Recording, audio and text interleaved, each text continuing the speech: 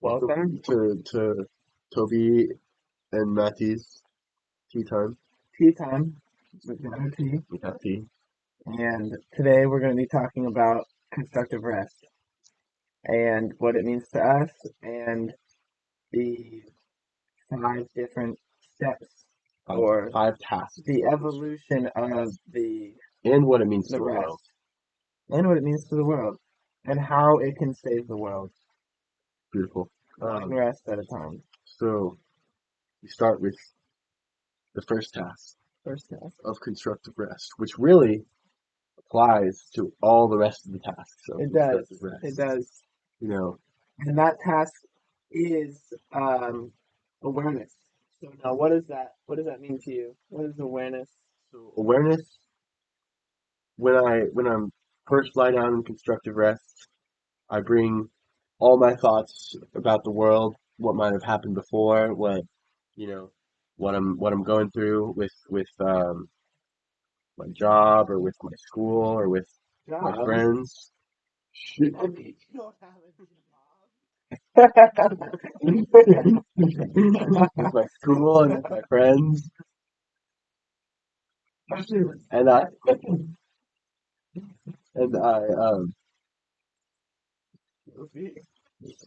and I think about and I ignore that and I bring my awareness from this very open thing to my body first and foremost, and I think about Noticing the yeah the the entering and fleeing sense inputs, and also noticing the entering and fleeing thoughts, and that's the first step. yeah, absolutely. Yeah, just noticing the parts that make up your body, noticing your size, your how your skin might feel on the mat. Tracy always talks about that and how you just bring your awareness in instead of out. So that's the first task of constructive rest, and we'll talk more about that later because it is a Right. important. It's what all the tasks are based off of is awareness. Absolutely. So task two is relieving tension within your body.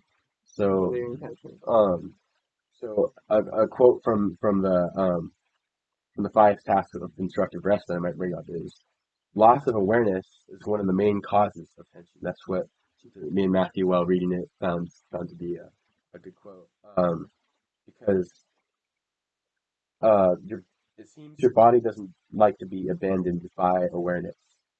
So that's kind of beautiful because Yeah. if you lose focus on your body on what's going on, then that's how tension can start to build up and start to build up over time with different activities that you might. Yeah, but if you're, checking in Yeah. What's the opposite of often, that look like? Yeah. right? Let's say you're doing constructive rest every day, and in between that, you're just living mindfully. You're gonna notice when, you know, something's tight in your back or your neck is whatever, or maybe it's just something mental that's physically manifesting, Hmm. and you'll be able to fix it before Yeah. before you're like my grandma who can even do constructive rest laying down. She wouldn't be speak. It I would hope. be too much. She would have to do it sitting upright. Yeah. I hope to always be able to do some progressive, but um, But yeah, that awareness is what you use to relieve release tension. the tension. Yeah, which It's goes back to task one. bringing your awareness to the tension. Okay. And Yeah. yeah, and then task three. So task three is working on breathing. So so the breath work for your body is important to relieve tension, to bring awareness back to yourself. So it really goes off those first two tasks and it brings back um like how you're breathing and something we talked Awareness. about in a longer video before before when we were reading this, we were talking and reading this. and we were talking about it. Yeah, check our podcast out. Check our podcast out. Much longer version of this. But we were talking about how breath is equally as important as what we in health conversations it's often talked about what we eat and how we exercise is the most important steps in health. But I think what's rarely talked about is how you breathe. Proper breath. Proper breath is just as important as because it's something that your body feeds off of. You know, it's Right, and then using using that breath to lap back. You're using the breath because you're being, you know, conscious of it.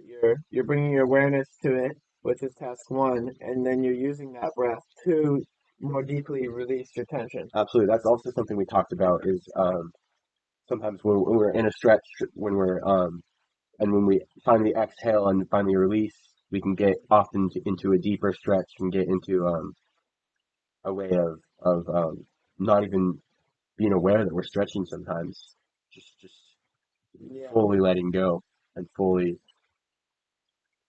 that exhale brings so much relief and and tension. yeah, and so much depth that deep breath. You know, one may even say it's delicious. Yeah, delicious. That was yeah. That was also this That podcast. was yeah. I like that quote. Yeah, I that like was the quote from Barbara. a quote. I'll find it. No, if you start talking about task four I'll mapping, start which talking is about the task body four. map.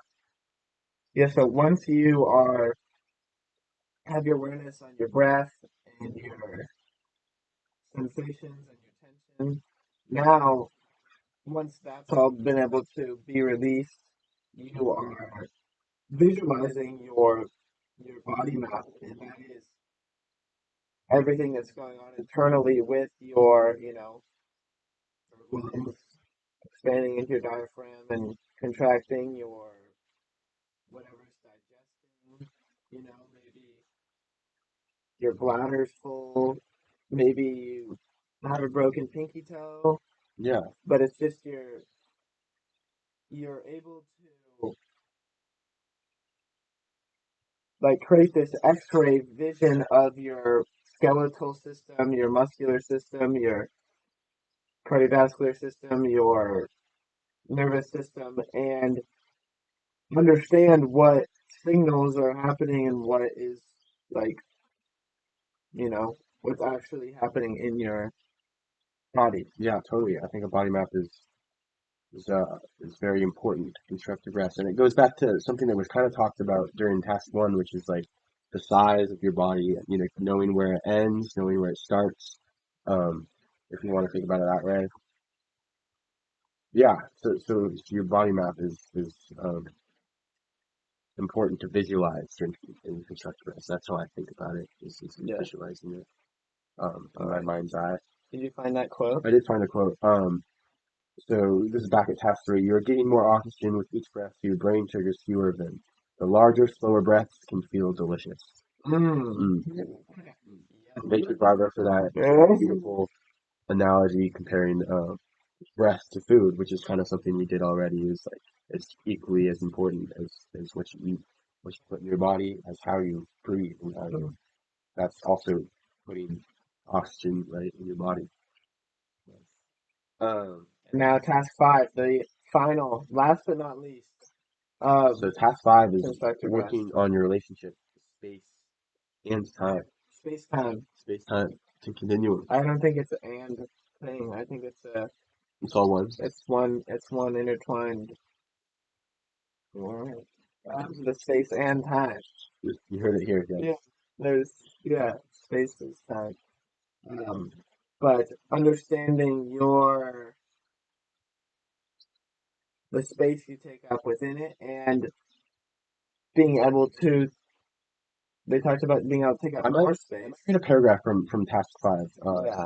In task five tasks of constructive rest, what I found really important.